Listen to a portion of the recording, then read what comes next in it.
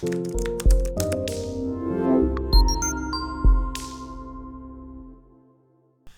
guys, it's Carl here. So I've done previous videos around estrangement and trying to reconcile, but one reality that I see often is some families will never reconcile. They'll never be able to come together and make amends, formally end the disagreement and move on with their lives and with some measure of closure. And there's different reasons for that. An obvious one is if someone passes away, then the estranged parties don't get to meet up and have a conversation and maybe heal from the history of the relationship and all the wounds that people carry.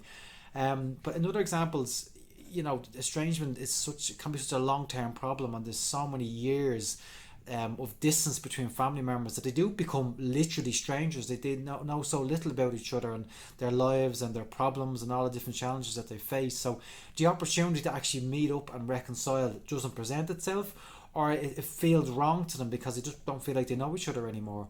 But I think one tragic reality I see with families is how often they become so lost in this dense kind of fog of bias and trauma and complex family history, and they just can't meet each other, they can't hear each other, they can't see each other. They're just too caught up in all these complex emotional dynamics that exist within the family, and as a result then there's no closure.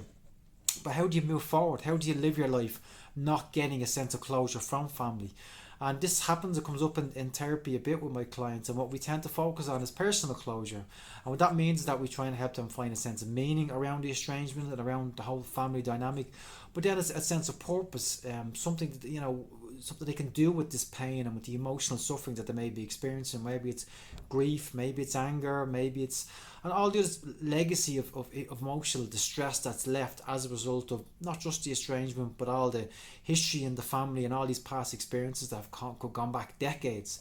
The meaning piece is about making sense of it, trying to understand why somebody could hurt you or why someone behaved the way they did. And it can be useful going back generations, trying to understand the person you're estranged from, the other influences in their life, all the other negative relationships they may have had with their own parents, with their siblings, with their partners, with anybody that may have influenced who they became, how their inability to relate to you in a healthy way, their inability to connect with you in an adult way, which is a massive problem, especially if you're an adult child estranged from a parent. And I know that's not the only estrangement, that it could be the reverse as well.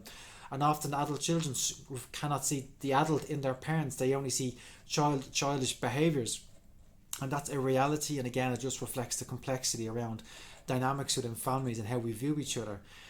But again, everyone has negative history, and it's very hard to not be affected by that. And I guarantee you the people that you're estranged from have probably been influenced by other people away from you. Unfortunately, they can't recognise it, and maybe they're too afraid to look at it, to be honest with themselves and see their own contribution towards the estrangement, or see how they may have hurt other people in the family. And then the purpose piece is about directing that pain and suffering into something that's productive, and using it to better your life, or maybe even better the lives of other people. So a lot of my clients say, to make this decision, we're going to be a better parent than my parents were towards me. Others, they take on projects, go back to college, they take on a career change, they focus on their health, and it doesn't matter as long as it's something that's congruent to you. And I've spoken this before in other videos about turning this pain into something positive, and this process of alchemy. We take something that was shit and we make something that's really good out of it, that has a positive effect on your life and on somebody else's life. And I get a sense of purpose working with clients and doing these videos, and just me directing my own experiences into something that's helpful and might help other people. And it's very therapeutic for me as well, to be quite honest with you. But again, it took me years to get to this place, years of study, years of reflection, years of client work before I got to a position where I can talk about this stuff publicly and help people, and effectively help people. And again, same with you guys, it could be years before you find that sense of meaning and that sense of purpose. And in the interim, you really have to be very patient with yourself, because it does take time. It won't happen overnight. It mightn't even happen next week, next month. It could be a couple of years before you're ready to actually find the right meaning that makes sense to you, and find the right purpose, the right way of directing that energy and that pain into something productive. So being patient and having the right support around you, and I keep emphasizing the right support, because the wrong support will not be effective. But it's also learning to be soft on yourself and give yourself time. And I think that's often the biggest challenge. We torture ourselves so much around where we are and where we feel like we should be. And again, a lot of that is an extension of the family environment, especially if you've had negative people in your life and negative family relationships.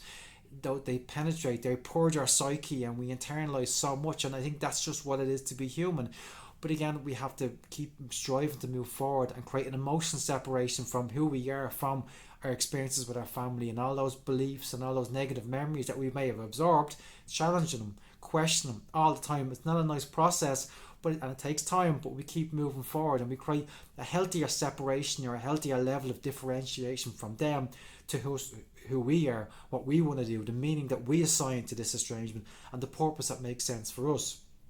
One last thing, the meaning that you find could be completely different from the meaning of the other people in your family, and that's okay. That's what independence is. We can't all agree, but that doesn't mean that your meaning is wrong or any less valid. And I think it's important for you to assign importance to your meaning and your experiences within the family, and they're personal to you, and that's really all that matters. Not everyone's going to agree with it, but they don't need to agree with it, because this is about your closure. It's not about anybody else anymore.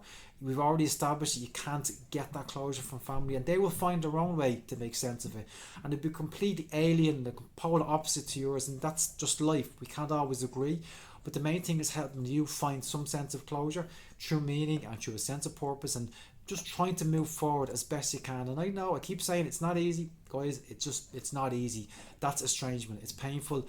It takes up so much energy and so much of our life, but we do have a right to move forward with our lives, and it's really directing yourself towards that and believing that you're entitled to a better life and striving for it all the time. So that's it, guys. As always, shoot me an email, any questions. If this video helped, please give it a like, subscribe to the channel, and I'll talk to you all very soon. That's it. Take care. Bye bye.